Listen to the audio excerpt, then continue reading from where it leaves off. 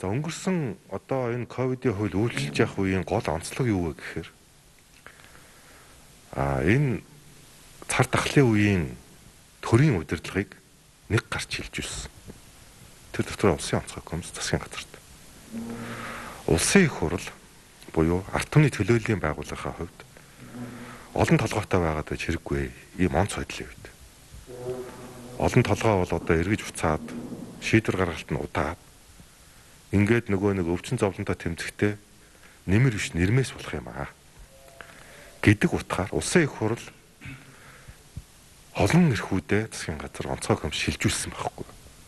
Тухайлбал төсөв санхүүгийн эрх мэдэл, бодлогын эрх мэдэл бүгдийг шилжүүлсэн. Хүний нөөцийн эрх мэдэл.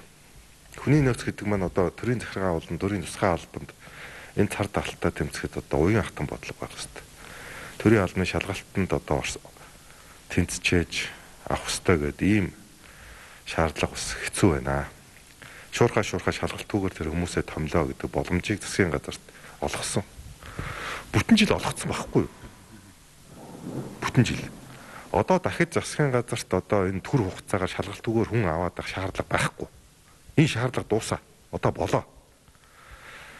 Бүтэн жил одоо үргэлжлүүлээд дахиад сунгана гэхээр би бол юу гэж харж байна вэ гэхээр одоо энэ шалгалтгүйгээр төрийн албанд томилдог юм чинь ковид чинь зарим дарга нарын хувьд олж болох нэ. Шалгалтгүйгээр танил талаа төрөл садна ах дүүнэрээ нөгөө цүнх баригчтай томилдог. Мэргэжлийн хувьд чадваргүй шалгалтаар шүүгдээгүй ийм хүмүүс төрийн албаар одоо дүүрэх боломжийг цаашд олгож болохгүй. Одоо энийг болоо зогсоох хэрэгтэй. Манай улсын тухайд ч юу анзаарэгдээд байна гэхээр энэ цар тахлаар дамжламжуулж хүний үндсэн эрх хэрэгчлөөг зөрчих, хязгаарлах явдал даймжирч байна. За ингээд сүүлдээ дасал болж байна. Иргэдэн ч дасж байна, төрөн ч дасж байна. Байх ёстой юм шигээр. Зөрчиж явах ёстой юм шиг. Ер нь зөрчигдөж байгаад хэвийн зүйл мэт. Аль талдаа бий болж ирж байна. Энэ бол би коронавигоос дутуугүй аюул гэж харж байгаа. Өөрөөр хэлбэл ковидын одоо үеийн саяны хэлсэн нэгдмэл удирдлагын үед бол бидний хамгийн бас болгоомжилж явах ёстой зүйл бол төр өөрөө дарангуулагч болж болохгүй. Дарангуулагч гэдэг нь юу хэлээд байна нөхөр? Хуулиас гадуур нэг дарга юм уу юмын шийдвэрээр үзэмжээр давмгай байдлыг бий болгож болохгүй. Энийг нь хуулиар хязгаарлаж явах ёстой. Гэтэл ковидын хуулийн үйлчлэл юу гэхээр үндсэн хуулиас бусад бүх хуулийг үндсэндээ ковидын хууль үйлчлэлийн түтгэлзүүлчихэд байгаа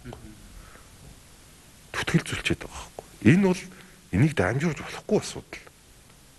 Одоо юу болоод байна вэ гэхээр төр ард түмний итгэлцэл байхгүй болоод байгаа байхгүй. Ард иргэд төрдөө итгэхгүй байгаа шүү дээ. Итгэлцэхгүй. Ямар ч шийдвэр гаргаж итгэж өгөхгүй шүү дээ. Энэ итгэлцлийг яаж сэргээх юм бэ? Дарангуулаар дахиад хүний эрхийг нь хязгаарлаж агаад дахиад төвлөрүүлж агаад итгэлцлийг олж аавна гэж бодож байна. Уучлаарай үгүй. Би тэгж бодохгүй байгаа. Энэ итгэлцлийг иргэддээ итгэжээж иргэдийнхээ үндсэн эрхийг одоо хамгаалж иж бэхжүүлнэ. Тийм учраас би энэ хуулийг одоо 7 сарын 1-нд дуусаад ингээд үүргээ гүйцэтгэх болоо гэж үзэж байна. Би ач холбогдлыг үүсгээгүй шүү. Ард түмнийхээ хяналтаас гараад байгаа байхгүй. Ковидын хуулиар далимдуулаад одоо сүүлдээ зарим одоо салбарууд дээр дураараа бизнес хийж байна. Одоо ковидыг зарим байдлаар авилга, албан тушаалаа ахиулах, мөнгө одоо баяжих тийм одоо сэдэлтэй, тийм бүр одоо дадалтай болж ирж байгаа байхгүй